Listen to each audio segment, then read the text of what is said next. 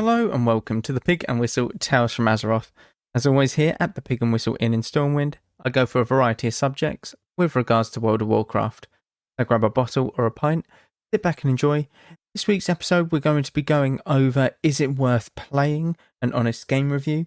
And we're going to be looking at yet another Blizzard game. Or I say yet another, I don't think I have I literally haven't spoken about another Blizzard game on this series yet. So we're going to be looking at our first Blizzard game, and that is Overwatch. Now, Overwatch was released back in, 2016? I think it was 2016. There's no way it's that old. Jesus Christ, it's that old. Okay, Overwatch was released back in 2016, and it is a FPS, a first-person shooter game, and it mainly revolves around that of counterpicking, or at least Overwatch 1 did. So the idea of a team-based FPS is a little bit different to the likes of, say, CSGO or Valorant, these being your typical... it's kind of a team deathmatch and search and destroy. It's if you eliminate the entire team first, you win the game or the round automatically. Whereas in Overwatch, if you are to lose a few people, then it's fine. If you are to lose your entire team, they'll cap a point or they'll push a payload a little bit, but it won't be the end of the game.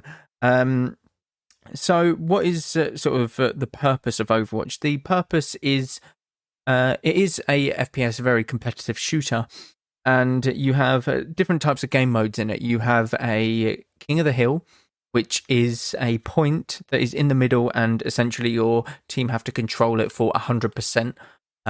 Or you've got like a percentage, and essentially you need to get it to 100%.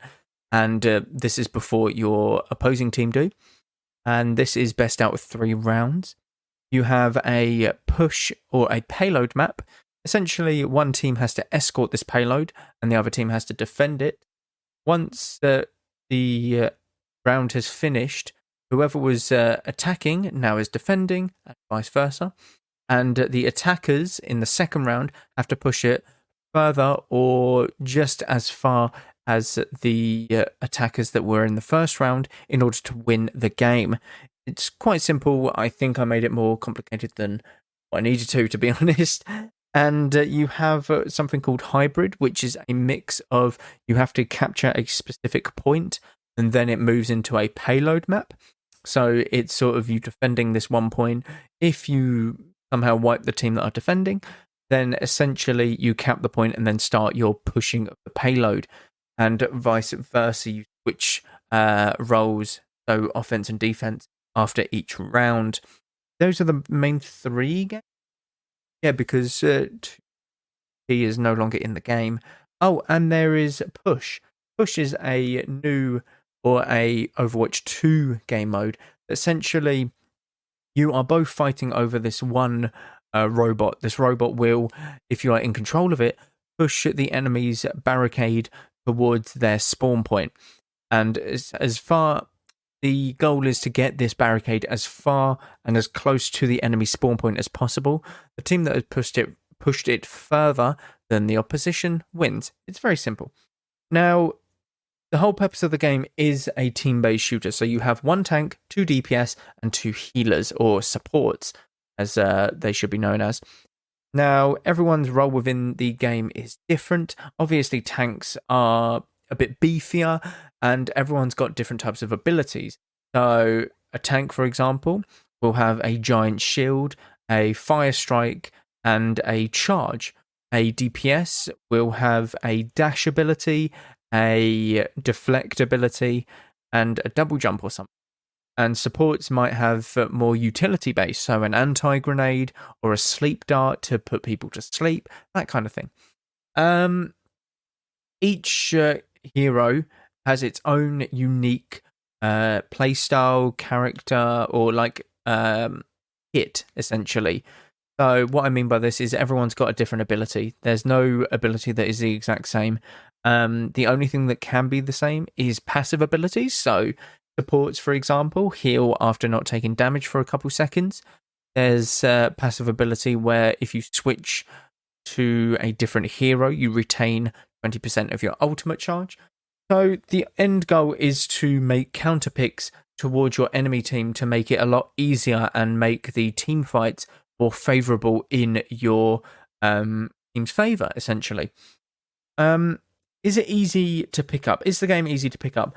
If you've played FPS shooters before, it will be a little bit different, but at the same time, it won't be so far-fetched that you wouldn't have any idea what's going on, essentially. It's basically taking the shooter aspect and adding a couple of abilities from the likes of World of Warcraft or like a RPG kind of thing. And these abilities obviously have their own damage, their own scaling, their own everything. So this is what can get like nerfed, buffed, and stuff, and this is what changes metas in the game essentially. And what a meta is that there's always going to be some things that are very much stronger than other things. So, for example, for World of Warcraft is the best example. If you look at Rogue Mage Priest, it's always very solid. There is usually never a bad time for Rogue Mage Priest to be in the arena because it's always so good. Whereas you look at something like a Boomkin Druid, they're not usually there. They're not usually in any sort of meta, or something like probably an Arcane Mage apart from this season of Dragonflight. They've never been in a PvP meta, probably. So it's that sort of thing. Whereas in Overwatch, it's 1 tank, 2 DPS, and 2 supports that are just better. It's kind of like that. That's kind of the RMP. So if you think about it as Winston, these are heroes in the game. Winston, Cassidy, Genji, Ana, Zen. These are the RMP of Overwatch, Rogue Mage Priest. So that's what a meta is. But easy to pick up? Yes, I would say that it is very easy to pick up if you've played an FPS before. If you haven't, it might take teens of games, even like hundreds of games to get used to it. You'll pick up the FPS part very quickly, but there's a lot of small bits and pieces, interactions, they're kind of like World of Warcraft arenas and raiding that go well with each other. So, and these are like the niche things that people who have been playing for a long time will pick up on a lot quicker. What is the rating of the game? I'll come back to that. I don't know why I went to that one. Replayability. It can be replayed quite a lot. There's loads of different maps. There's loads of different ways to play. So there's quick play. There's obviously competitive. There is workshop where people customize their own maps.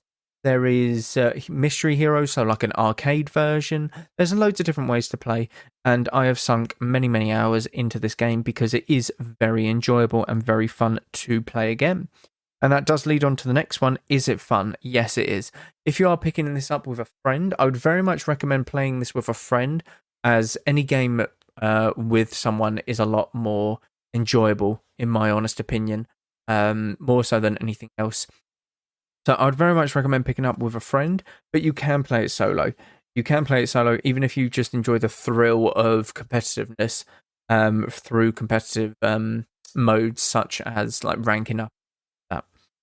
So what would I rate Overwatch? It's very tough to say because I have a love-hate relationship with this game. I find it very annoying at the same time as being very fun sometimes.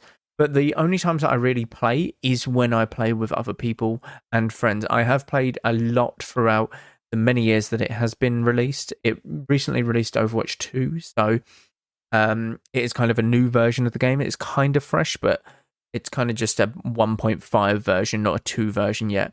The PvE will be the biggest part of Overwatch 2 by far. Rating, I would say it's a good 7, 8 out of 10. On a good day, I'd say it's an 8, 8.5. On a bad day, I would say that it is probably a 6.5.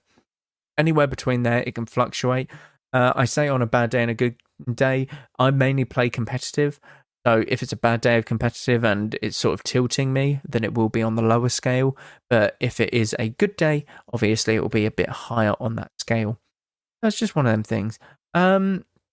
But yeah, a game that I would very much recommend that you at least try. I'm pretty sure you can.